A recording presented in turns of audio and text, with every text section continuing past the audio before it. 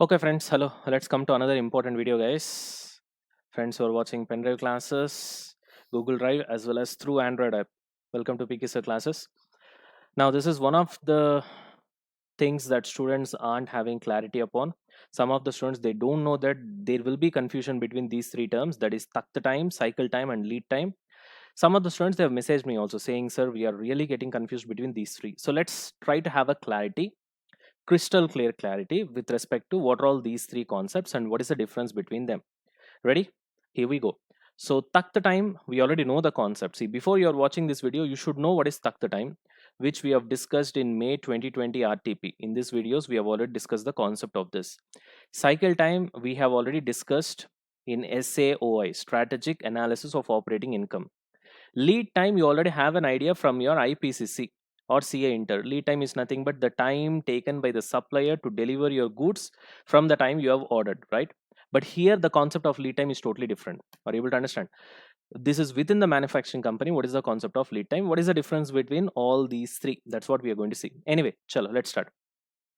First, we're gonna start with takta time. So what do I mean by this takta time? Now listen carefully. We have already discussed the concept. One more time, we'll revise and go. For manufacturer and customer, let's say there is a discussion going on.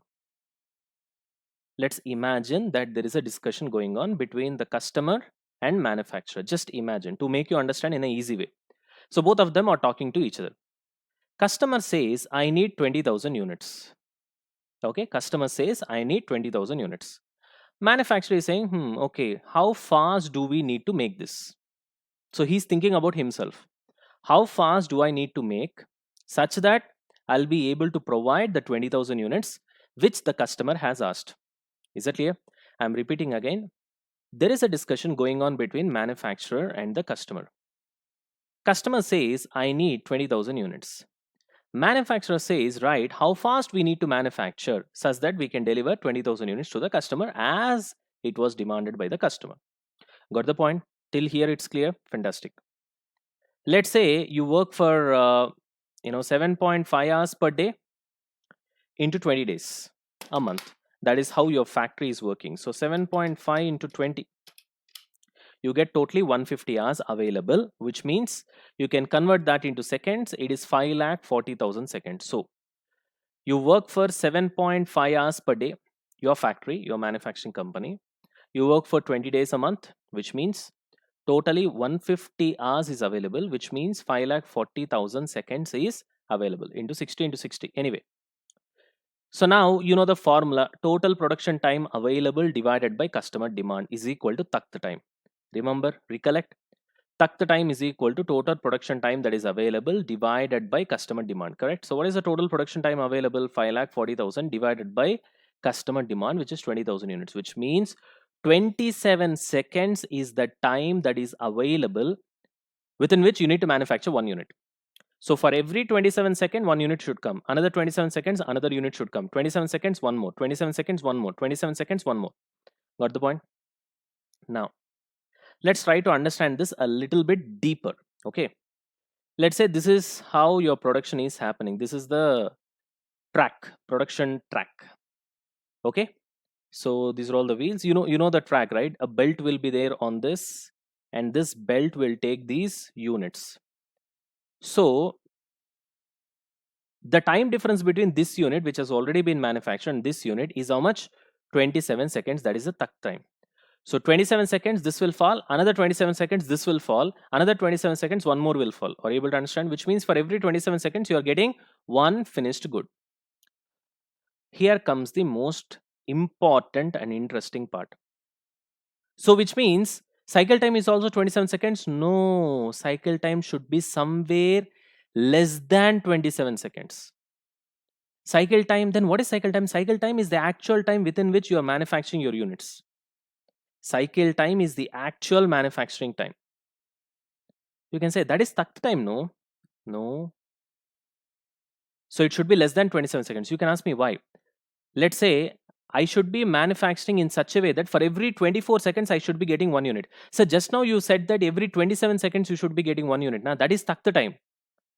But in reality, your actual manufacturing time per unit or cycle time must be less than the takta time.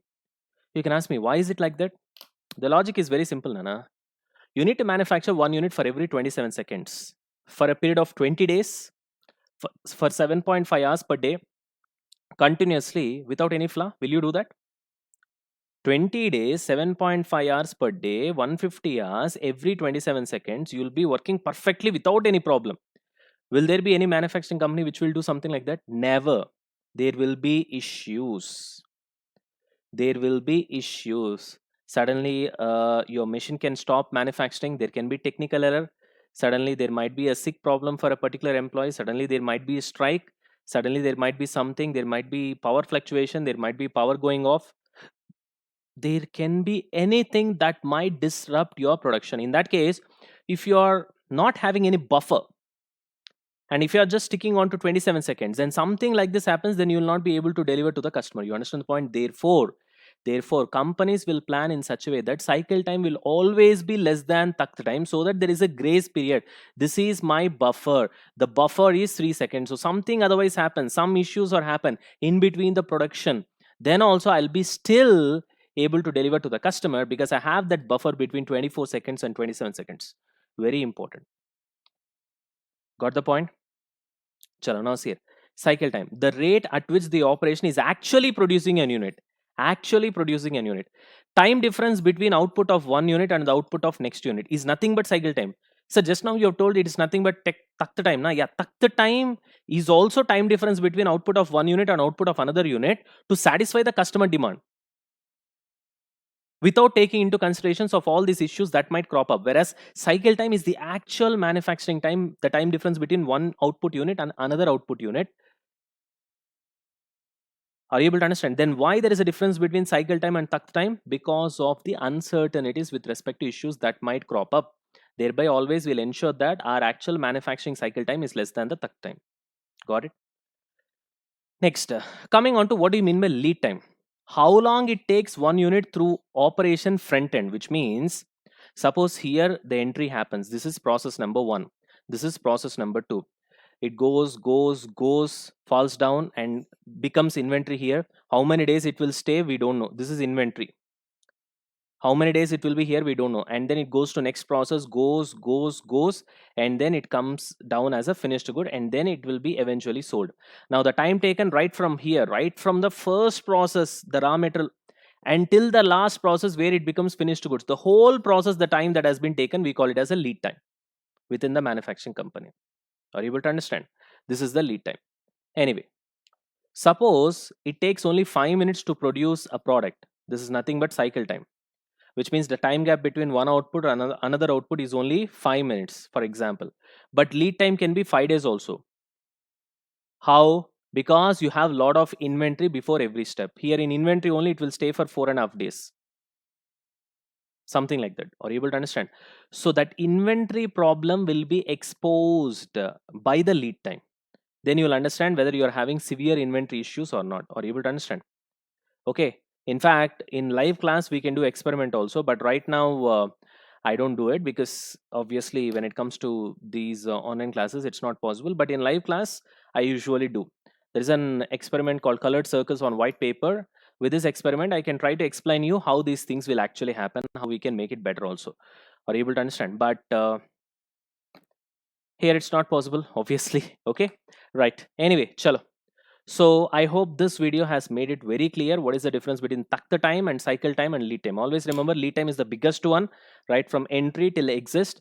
Cycle time is the smallest of the lot, because cycle time should always be less than takta time, so that there should be buffer between cycle time and takta time, such that if there is some sort of issue that is happening, then still we will be protected and still we will be able to deliver the customer within the time scale that we have promised.